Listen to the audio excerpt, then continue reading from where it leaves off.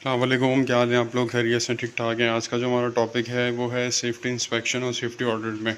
बहुत सारे लोग इसमें कंफ्यूज हो जाते हैं, तो हम देखते हैं कि इंस्पेक्शन और ऑडिट में क्या फ़र्क है। ठीक है, तो इसमें इंस्पेक्शन और ऑडिट जो है वो बहुत दोनों प्रोसेस हैं अपने सेफ्टी मेजर्स को इम्प्रूव करना अपने ऑर्गेनाइजेशन में। ठीक है, लेकिन इनका स्कोप और इनका फोकस जो होता है वो अलग अलग होता है। दोनों का मकसद एक ही है कि अपने प्रोसेस को इम्प्रूव करें सेफ्टी के हवाले से। सेफ्टी इंस्पेक्शन में क्या हो रहा होता है कि टारगेट स्पेसिफिक एरियाज़ होते हैं, और इंस्पेक्शन आपने कुछ जगहों की करनी है, और ऑडिट आपने कॉम्प्रिहेंसिव एवेल्यूएशन होता है। ठीक है, उसमें आप कंटिन्यूस सेफ्टी एनहेंसमेंट देखते हैं अपनी, कि आप अपने सिस्टम को कैसे कंटिन्यूसली इम्प्रूव कर सकते हैं। उसके अलावा अगर हम बात करें इसमें सेफ्टी इंस्पेक्शन में क्या हो रहा होता है कि आप हाईलाइट करते हैं अपने सेफ्टी हैज़र्ड्स को और अनसेफ प्रैक्टिसेस को, आप उसको मेंशन करते हैं। ठीक है, उसके अलावा आप क्या करते हैं कि प्रिकॉशंस देखते हैं, अगर कोई वहाँ पे मौजूद है जो प्रिकॉशन ले सकते हैं। इक्विपमेंट को देखते हैं कि वहाँ पे ऐसा तो नहीं है कोई रिस्क हो, और सैंपल्स कलेक्ट कर सकते हैं आपके, टेस्ट किया जाए किसी हैज़र्ड के हवाले से, और आइडेंटिफाई करें किसी अनसेफ एक्शन को। ठीक है, उसमें उसके अलावा ऑडिट में क्या हो रहा होता है कि आप मेजर करते हैं और गैदर करते हैं इंफॉर्मेशन। ठीक है, ताकि आप अपने सेफ्टी प्रोग्राम की इफ़ेक्टिवनेस को जांच सकें।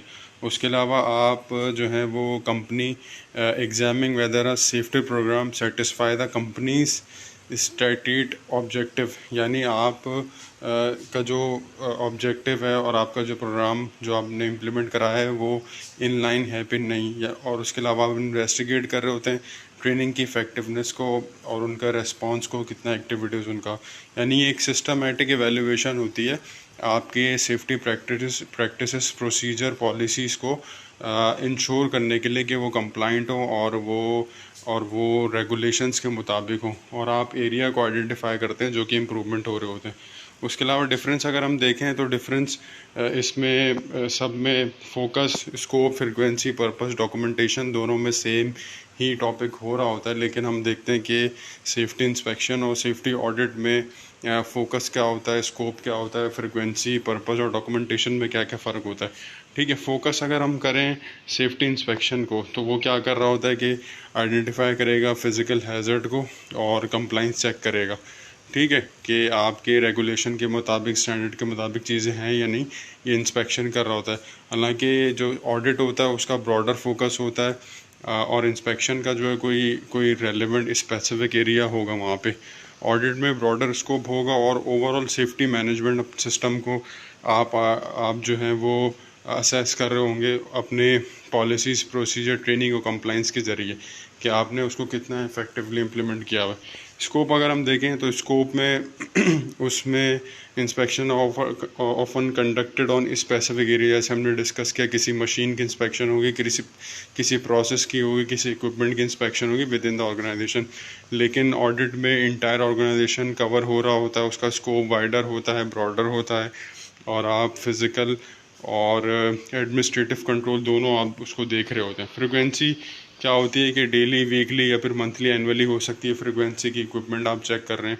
लेकिन ऑडिट लेस फ्रिक्वेंट होते हैं, बाई एनुअली हो सकते हैं, और साल में एक दफ़ा हो सकता है, या फिर 3 साल में एक दफ़ा हो सकता है, 5 साल में भी आपको वैलिडिटी मिल जाती है। ठीक है, पर्पज़ क्या है सेफ्टी इंस्पेक्शन का, कि आइडेंटिफाई करें इमीडिएट हैज़र्ड को और इंश्योर करें कि इक्विपमेंट इंटीग्रिटी और आप करेक्टिव एक्शन प्रॉम्प्टली ले सकें। लेकिन जो आपका ऑडिट में है इफ़ेक्टिवनेस हो रही होती है, अगेन सेफ्टी मैनेजमेंट सिस्टम की पर्पस है सिस्टमेटिक इशू जो आपके आ रहे हैं वो आइडेंटिफाई करेंगे और लॉन्ग टर्म इम्प्रूवमेंट की तरफ जाते हैं हम। डॉक्यूमेंटेशन दोनों में सेम हो रही होती है, उसमें चेकलिस्ट या फिर रिपोर्ट होगी और उसमें हाईलाइट होगा कि ये चीज़ स्टैंडर्ड के मुताबिक है, येस, नो, या फिर रिमार्क्स में आप दे दें, या फिर एग्री डिसएग्री करते हैं, और इमीडिएट रिजोल्यूशन उसमें चाहिए होता है। लेकिन ऑडिट फाइंडिंग में एक डिटेल रिपोर्ट बनती है जिसमें आपको वो टाइम देते हैं, आपके पास नॉन कंप्लाइंट है, मेजर है, माइनर है या फिर ऑब्जर्वेशन है, और वो आपको डिपेंड करता है कि हो सकता है ऑब्जर्वेशन आप वहीं क्लोज कर दें, मेजर एनसी आपको या फिर 10 या 15 दिन में आपको कहे या फिर 5 दिन में कहे, डिपेंड करेगा, और माइनर हो सकता है आपको 30 डेज़ का टाइम दें। तो हम क्या चूज़ करेंगे?